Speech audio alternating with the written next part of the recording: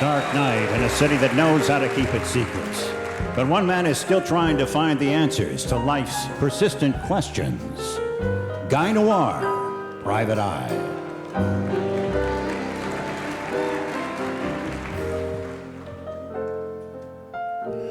It was spring, it was May, and I was anxious to get out of town to avoid a woman I met through a website called Beautiful Losers, who I had led to believe that I was 43 years old and a published novelist. And so we hadn't met yet because there was that, big discrepancy problem. So, what is the title of your book, Mr. Norris? I'd really like to read it. I'm all out of copies, Eileen. I'm sorry. Let me look for one. I'll let you know. Yeah, but how about we meet for coffee, and you can just tell me all about it? No, I've been drinking too much coffee. I'm trying to cut down. But tea, then? Well, the same with tea, actually. And besides, I'm just about to leave town. Well, I could come meet you now. Well, actually, I already left town, and... But I can't wait to meet you, Mr. Norris, and rip your clothes off and jump right into a passionate romance? Yeah, well, I'll call you when I get back, okay? Okay. I was leaving that day for Washington. I'd been called by the National Archives to help with a top-secret case. The Archives, is where they keep the Declaration of Independence and the U.S. Constitution, the original copies. And somebody had managed to get into the secret chamber and make some revisions in the First Amendment.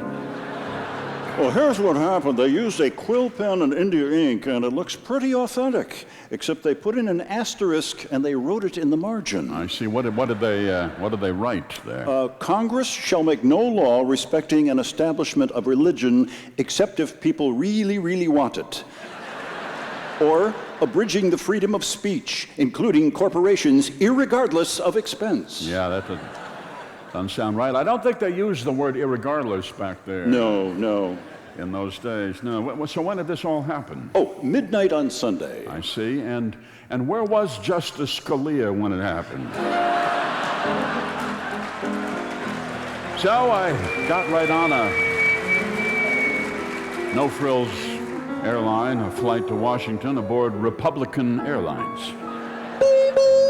Hello, I am Bethany. I am your flight attendant. We will be taking a vote about takeoff in a little while. On Republican Airlines, we do not take off until we're unanimous in favor.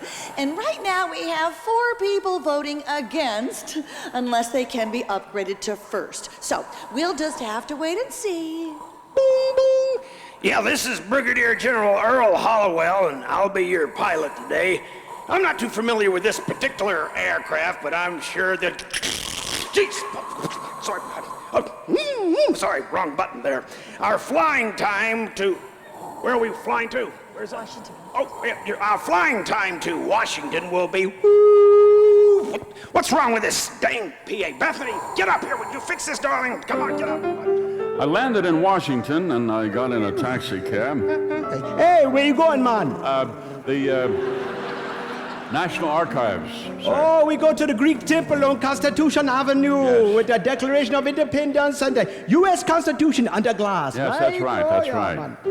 So off he drove through the amazing puzzle of Washington streets with the numbered streets at odd angles with the letter streets, E and F and K, and then they toss you into Pennsylvania or Connecticut, Massachusetts, and whenever you think you know where you are, you run into a square with a statue of a man on a horse.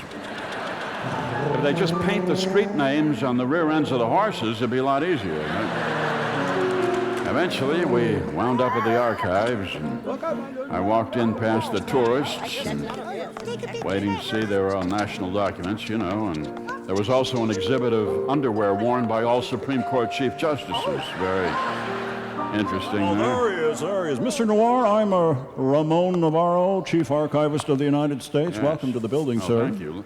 A lot of marble you've got here. Well, in Washington, we love the echo of footsteps. Helps us know when a supervisor is coming, don't you know? I'm afraid you'll have to go through the metal detector. You're not carrying a weapon. No.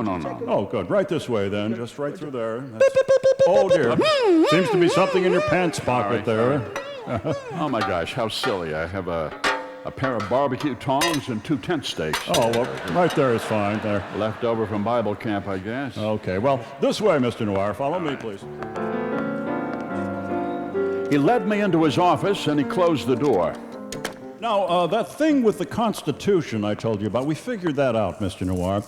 Someone wrote on the glass, not on the document itself. So I see, yes. Yes. But we've got a bigger problem with the Declaration of Independence. Oh, what's that? Well, the Declaration has gotten very faded with time, so that it's pretty much unreadable.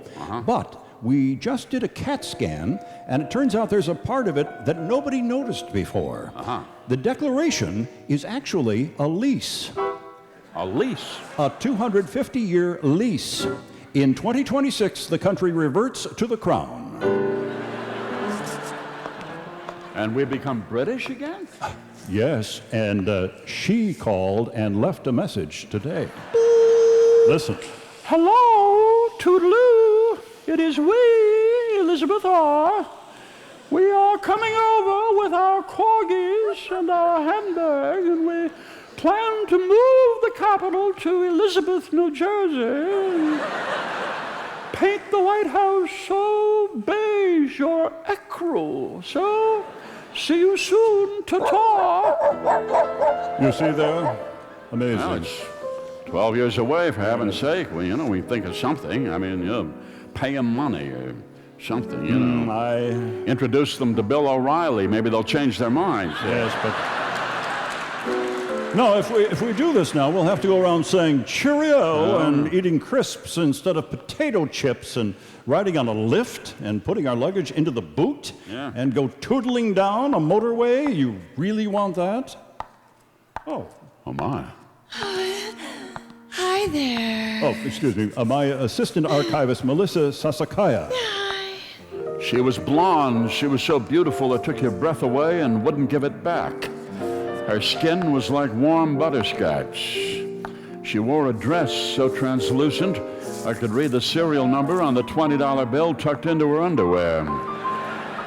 She sure put the ARC in archive. Whoa. Yes, Miss Sasakaya works in the social media systems section of the archive. Oh, sensational, yeah.